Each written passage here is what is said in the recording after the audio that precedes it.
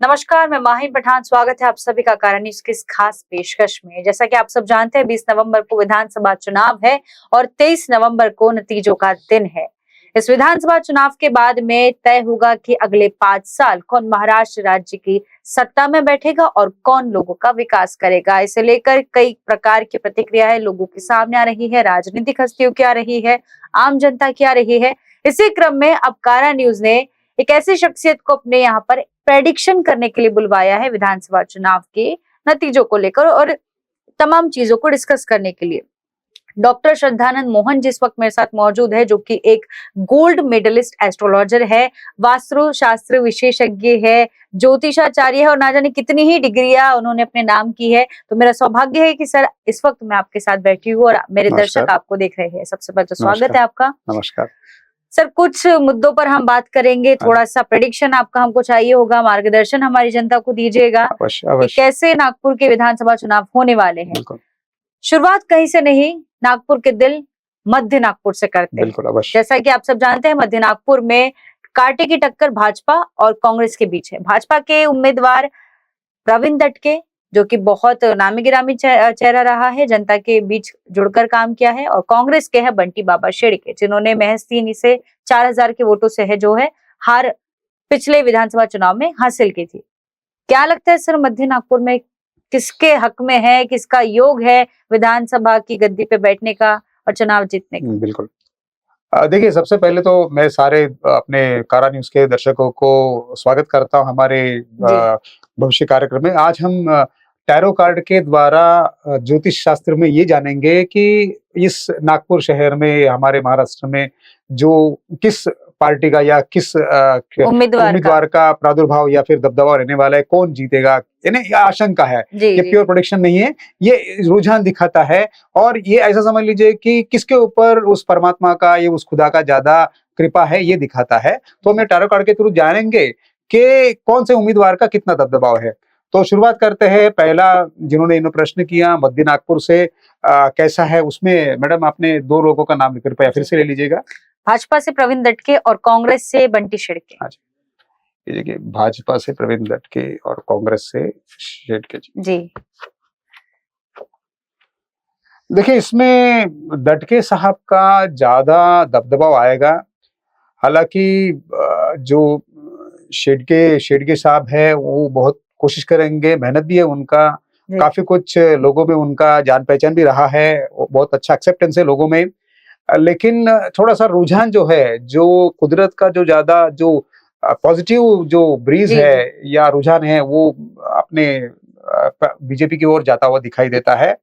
तो उसके ऊपर ज्यादा फोकस ज्यादा होने का योग होने की वजह से उनका ज्यादा आने का योग बनता बीजेपी वालों का। हाँ जी, अगला प्रश्न।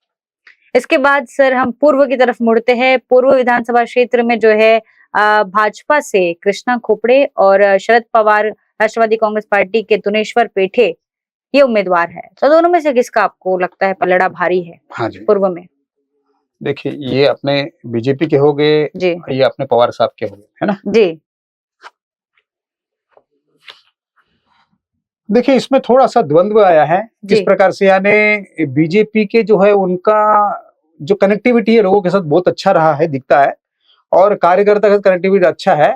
लेकिन यहाँ पे थोड़ा एनसीपी का जो भी शरद पवार साहब का जो भी पार्टी का है, वो तो ऐसा बाजी, ऐसा पलटने का योग बनता है या ऐसा कुछ होने का योग बनता है कुदरत में, जो तुरंत कुछ अच्छा, यानी out of the blue moon, out of the sky, वैसा कुछ बहुत अच्छा सरप्राइजिंग इफेक्ट आने का योग बनता है।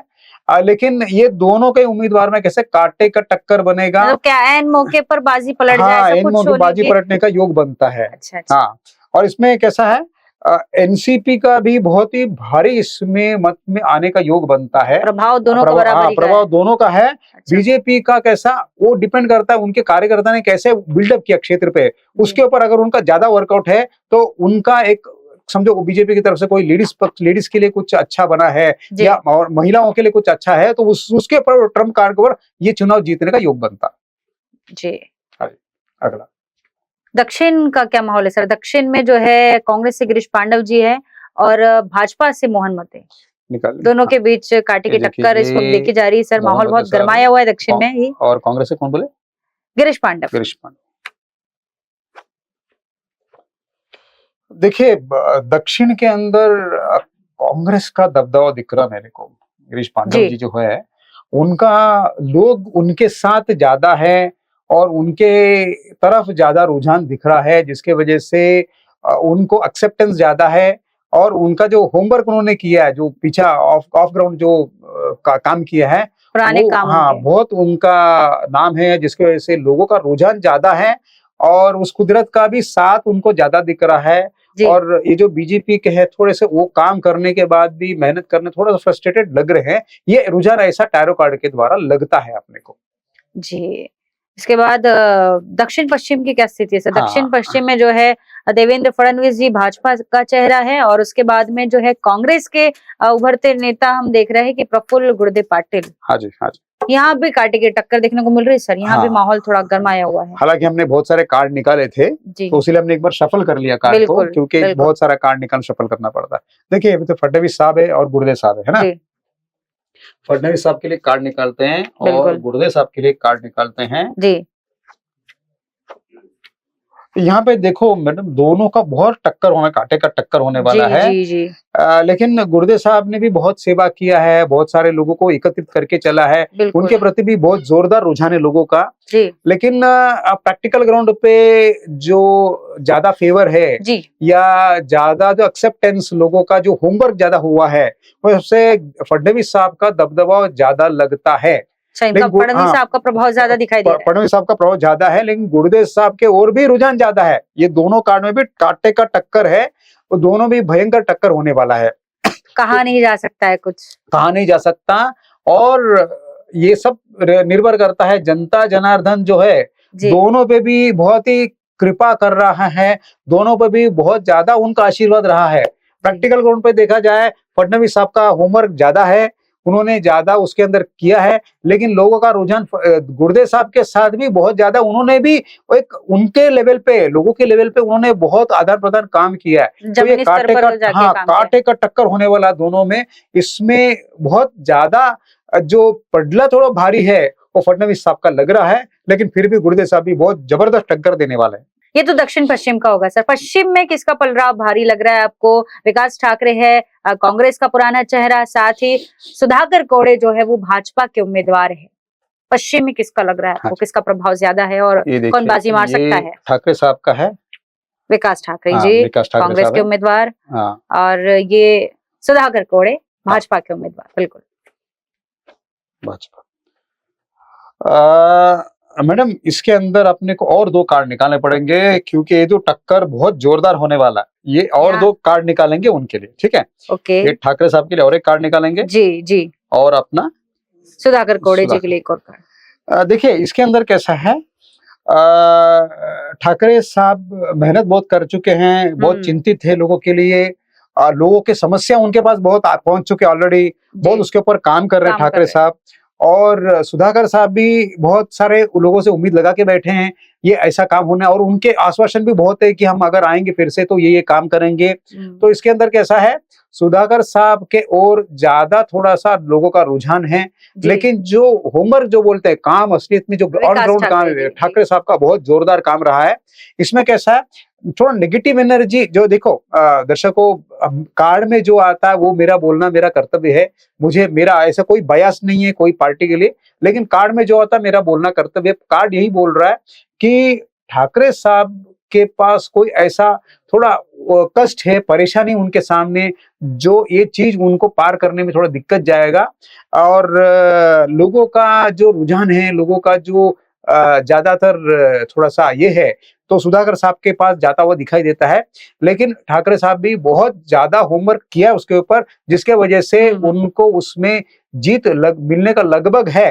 लेकिन एंड मोमेंट में ऐसा कुछ होगा जिसके वजह सुधाकर साहब का थोड़ा बाजी भारी होने वाला दिखता है अपने को। मतलब वहां पे स्थिति जो है बदल सकती है, क्योंकि हाँ फैसले लंबे अरसे से जो है विकास ठाकरे जी के हक में आए हैं। हाँ जी, हाँ जी, हाँ नतीजे जी। तो इस बार ऐसा हो सकता है कि कहीं स्थिति बदल ना जाए, कुछ परिवर्तित ना हो जाए। हाँ जी, हाँ जी, थोड़ा ऐसा लग रहा है, थोड़ा सा नेगेटिविटी दिख रहा है मेरे को। दिख रहा है। वो नेगेटिविटी बहुत सारे कारणों से हो सकता है, बिकॉज़ वो राजनीति में हम जान नहीं सकते हैं, लेकिन थोड़ा सा नेगेटिव पॉइंट्स है, नेगेटिव पॉइंट्स को थोड़ा सा ठाकरे साहब ने कवर अप करना चाहिए, तो उसके वजह से वो फिर जीतेंगे। नहीं तो फिर सुधाकर साहब का ज्यादा हमको पॉजिटिव ज्यादा वो दिख रहा है। तो इधर सकारात्मकता ज्यादा हाँ है। जी। तो टैरेट कार्ड इस प्रकार से कह रहे हैं। अब बढ़ते हैं हम उत्तर की तरफ। हाँ जी, हाँ जी, उत्तर आखिरी है। उत्तर में है कांग्रेस से नितिन राउत है। हाँ जी, काफी लंबे अरसे से वो जो है हाँ जी, उत्तर नागपुर के विधायक रहते आए हैं। एक हाँ जी। बड़ा चेहरा है। उसके अच्छा, बावजूद डॉक्टर मिलिंद माने ये भाजपा को जो है प्रतिनिधित्व कर रहे हैं उत्तर नागपुर विधानसभा क्षेत्र में। हाँ तो जी। इस बीच क्या लग रहा है आपको सर कि यहाँ पर कैसी स्थिति होगी? उत्तर नागपुर में क्या हालात रहेंगे?